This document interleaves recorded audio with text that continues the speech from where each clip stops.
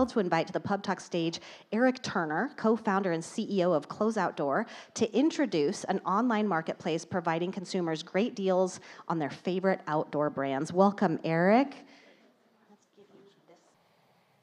Okay, well, we can get right into it. This is Closeoutdoor. We are an asset-free, off-price marketplace. My name is Eric Turner. I am the CEO and co-founder. I have 15 years of growth marketing experience, including being the head of growth at Cotopaxi. I also work at Omnicom Media, where I've been the head of growth and head of investment for some of the world's biggest brands, Gap, Porsche, through the Volkswagen Group, and tons of others, also Method through S.C. Johnson. So I've worked on a ton of giant brands. And then my co-founder, who's not here tonight, he lives in Salt Lake City, but he is the CTO. That is Frank Westphal. He has 25 years of engineering leadership experience, including building the entire back-end architecture of Cotopaxi's website. If you're familiar with their Del Dia process and how we have a unique product for all of those different backpacks, he built all of that, which is super impressive to me. So the problem that we are solving today is this chasm that exists between a product's full price moment and a product's liquidation moment. So after a product goes through its full price life cycle, it enters this off-price stage where it really lingers on a brand's website, and it might be there for weeks, months, years in some cases. And what this does is lower the demand and the profit margin, for full price items. And this also erodes a brand's image, right? We talked a lot about brands. You think about Bed Bath & Beyond. If you walked into Bed Bath & Beyond without a discount, like, you were the sucker, right? Like brands don't want to be on sale. They don't want to be the person that's on sale.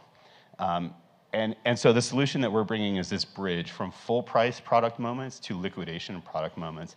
So Closeoutdoor, we are the solution. We are this bridge. We offer our partner brands a moment here to go from full price to liquidation while we protect their brand discount image and we add margin to their bottom line. So how do we do that? Like I said, we're an asset-free, off-price marketplace. What does that mean? Asset-free. We hold no inventory, right? We don't hold any inventory. I'm going to say it 3-4 times for everybody. We hold no inventory. I don't have a distribution team. I don't have a warehouse. I don't have any of that. We do all of this by connecting with brands, tapping into their inventory API, putting their sale product onto our website, transacting the sale in a zero-party kind of way. We transact the sale, then we pass the order back via their order API, and they fulfill this via dropship. If you ever sold anything on Amazon fulfilled by seller, same methodology. Target moved to this during COVID, so did Walmart. A very common space since basically COVID. What's the benefit to the brand? Closeoutdoor handles all of the inbound marketing for off-price goods. If you've ever been a marketer, your worst nightmare is spending $1 to get a transaction that is then put on sale, right? Your profit margin gets destroyed. Your CFO is probably calling you up and just not happy with you, right? And we are eliminating this for brands. Brands also get to set the price and the product on our website via the API, so they can control how they want to be displayed in a sale moment, and they can control what that price is. If they want to sell product faster, they can lower the price, right? Basic price elasticity economics here is like, lower the price, more units are going to sell. If they want to chase margin, they can keep the price higher. It's going to sell a little slower, but they're going to make a little more money for it. And then we are a revenue share pricing model, which means we eliminate the overhead risk to the brands. Brands are only paying us when the transaction happens, so they don't have to go out and cut us a check for anything. They only cut us a check when we collect their money. So our go-to-market here, we talked a lot about brand tonight. We are an adventure more, pay less. Our life mission is to tear down price as a barrier of entry into the outdoors. The outdoor industry is massive, $60 billion in outdoor gear and apparel sold in the US every year. About 15% of this is sold in an off-price or sale moment, right? So about $9 billion. We are going to chase down this market by focusing on customer acquisition. We subscribe to this new customer all the time. We want brand awareness. We want that brand cult that we've talked about. We're going to do this by targeting younger, price-sensitive customers. And we're going to go after them with this we talked about Patagonia, Compass in the Nail is like one of my favorite reads ever. So we are going to go after these people because we know they value experiences over things, but they still need things, right? They want to spend their money on gas to drive down to Joshua Tree and go climbing, not on the pants that they need to do it. So These are our target customers, and we're gonna really win at the bottom of the funnel. Like I said, 15 years of growth marketing experience and standing up automation to capture the demand that we create at the top. So Facebook, Meta, TikTok, fingers crossed, Snapchat, all of these things. This is gonna be how we drive these conversions and drive this awareness that we create at the top. A bit of a competitive analysis here and how we stack up against our competitors. If we're talking about inventory, you've got people like REI with massive, and Amazon with massive amounts of inventory. They're also pushing to sell things at full price. Discounts for these brands, whether it's REI or Stio or Cotopaxi, discounts of these things can be catastrophic, right? REI just the other day laid off 450 people because their bottom line's not hitting because they've got to sell everything on sale, right? On the other side of this, high inventory, you talk about Sierra, Steep and Cheap. If you've been around Oregon for a while, you probably remember The Climb. These guys are also sitting on inventory. The problem with this at the end of its life here on the bottom price is that inventory has no place to go, right? We are occupying this kind of bottom left. I've got Amazon out here as well because they have this fulfilled by seller where they do a little bit of no inventory, right? You can sell stuff from your living room on Amazon. We are sort of occupying this like medium price zone. We're not all the way down at the end, but we're holding no inventory again. So we're definitely occupying a different space than all of our competitors in the market. And our roadmap launch, rapidly accelerating here. We have just finished our proof of concept. I've got a little video demo later. And we are bringing on brand partners. We've had a number of conversations with brand partners. Both my co-founder and I have worked in the industry, worked in outdoor for a long time. So some people might be in this room, depending on who's here. We are onboarding brands to bring in this. This will be a process we continue for forever. We are targeting a closed launch in March. It's like a friends and family round where you will have the opportunity to come in, check out what's on sale, make purchases, those types of things. And then we are going to an invite-only, members-only launch in early May. If you remember the days of Clubhouse and how Clubhouse launched, everybody got 5 invites and you could invite somebody in. And this is the moment that we start to see revenue flowing. And we'll probably see it come in our closed launch, right, if you guys decide you want to make a purchase. But revenue really starts coming in May. We have very little cost, right? We don't buy inventory. We've got some Amazon hosting fees. So we're almost like revenue positive out of the gate. And then we will start our marketing splashdown sometime in midsummer. In July, this is when we'll start going out in the marketplace, working with TikTok creators and influencers and these types of things, all of this 15 years of experience that I've got to drive that customer acquisition. So that's it, that's all I've got. If you're a qualified investor, we're currently raising $500,000 on a post money safe. This is to fund our go live marketing moment to help buy those Meta ads and TikTok ads and Google ads and all that stuff. If you're a brand and you're in the room and you're interested, let's talk. I've got cards. I'll have my contact info up in a second. And if you just want to stay up to date, see what we're up to, you can go to closeoutdoor.com. You can give us your email, name, all that kind of information. We'll kick you an email when we're ready to go, and that'll also get you into that sort of entry members-only initial round when we get started.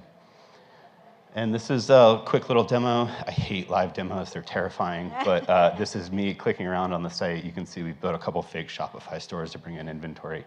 And this kind of rolls through, so you can check out these snowboards that are for sale and t-shirts and whatnot. And that's it. This is me. If you have any questions, comments, concerns, I've got cards, and I think we're doing questions. Yeah, let's do some questions. Cool. How about a round of applause for our friend Eric?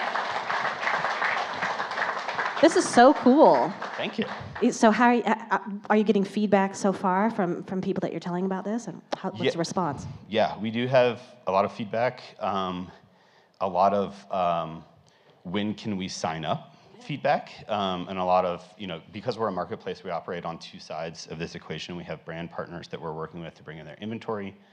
We have consumers that we're also bringing to the site to make a purchase. So a lot of excitement on both sides of the equation.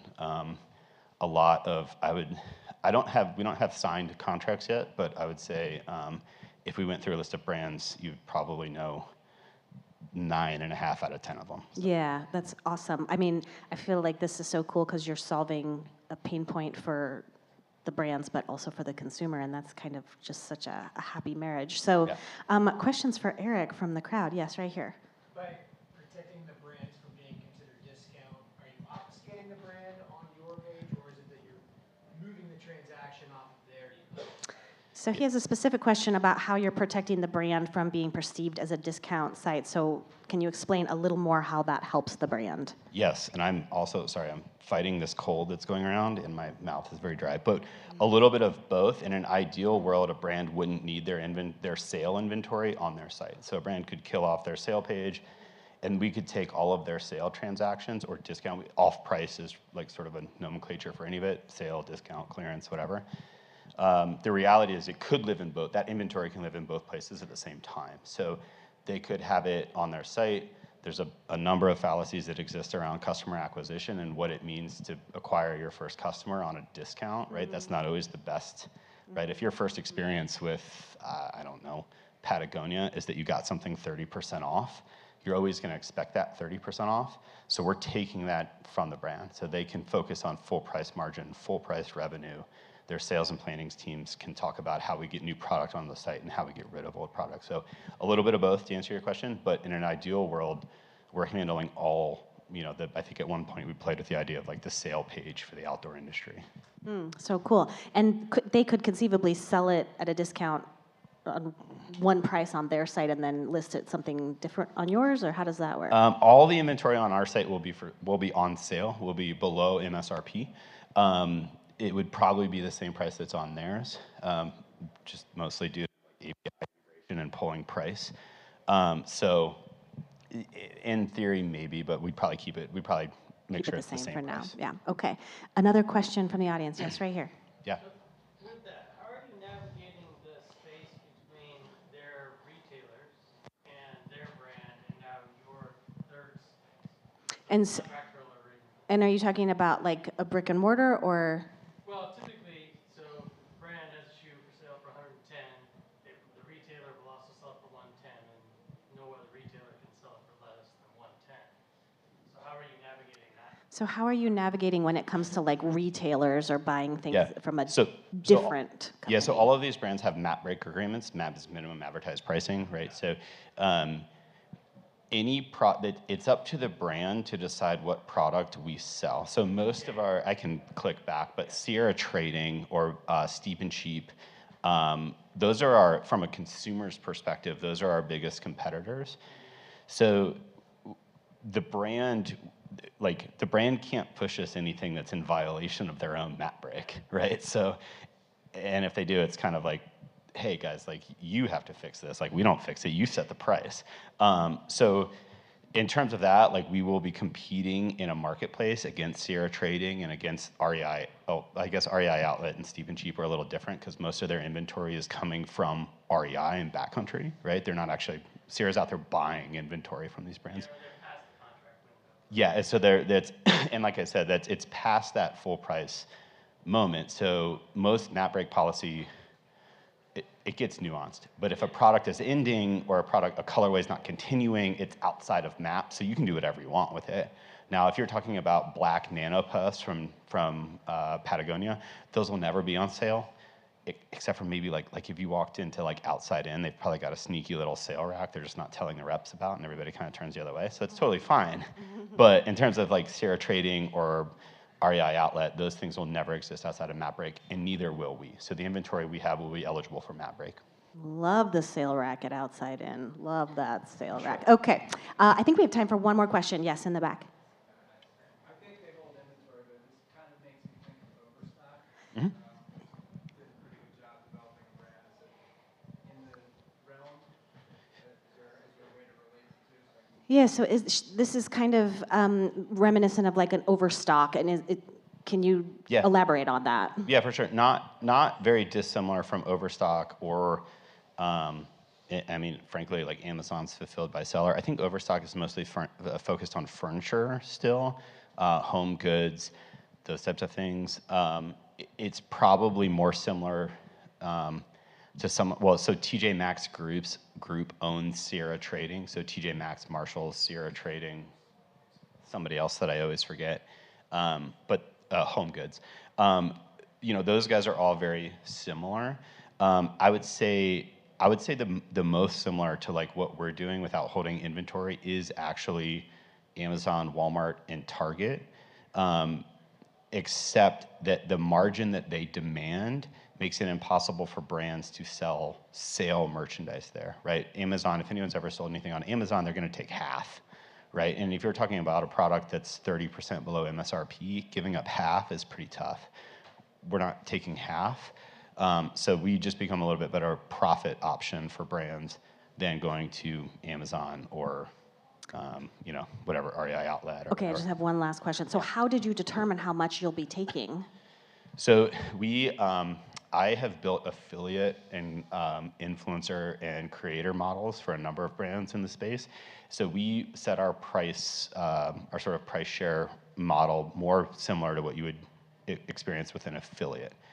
So if you're not familiar with affiliate, right? Like if you read an article on CNN Wirecutter that says Cotopaxi's bag is the #1 travel bag, someone, me, paid a lot of money to have that there, and then they get paid a commission every time one sells. So that's our model is a commission model, and it takes a little bit more from what you'd experience in affiliate or like a cost per commission or cost per acquisition model. Okay, very cool. Well, I love your timeline. I'm so excited to see how this goes. I hope you'll come back and check in with us. And please talk to Eric if you're interested in learning more. Thank you. Thanks for being here. This is so cool. Congratulations. Thanks, everybody.